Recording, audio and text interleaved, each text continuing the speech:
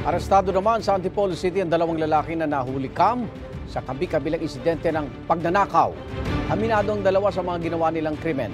Lagi una ka sa balita ni EJ Gomez, exclusive.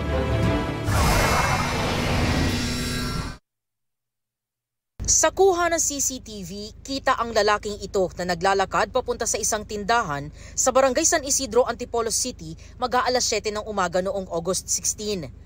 Animoy may binibili ang lalaki. Yun pala, pinipilit ng buksan ang gate ng tindahan. Sa pool sa isa pang CCTV ang pagpasok ng lalaki. Yumuko siya para kuhanin ang isang cellphone. Ayon sa may-ari ng tindahan, 12,000 piso ang halaga ng cellphone na ginagamit niya sa negosyo ang natangay ng lalaki. Ang gate is nakasara. Binuksan niya. Nakikita niya yung cellphone na naka-charge. Nagugas-lagas ang nawali. Pagbalik ko, wala na. Sa isa pang CCTV, kita ang pagnanakaw ng lalaki sa isang tangke ng LPG. Kinilala ang suspect na si alias MM, 22 anyos, na itinuturong nasa likod ng serye ng nakawan sa Barangay San Isidro. Sa hot pursuit operation ng barangay, naaresto siya sa Sitio Gasak nitong Sabado. Hulikam din ang dalawang lalaking ito na ninakaw ang kable ng kuryente sa health center ng barangay. Ang lalaki na nakapulang t-shirt na kinilalang si alias Dom, 24 anyos, ay naaresto ng otoridad sa Sitio Zontaville nitong Biyernes. Ang isa pa ay patuloy na pinaghahanap ng pulisya. Ang mga arestadong suspect matagal na raw nasa watchlist ng barangay. Sila yung dalawa sa mga notorious na salisi at magnanakaw, holdapan dito sa ating barangay.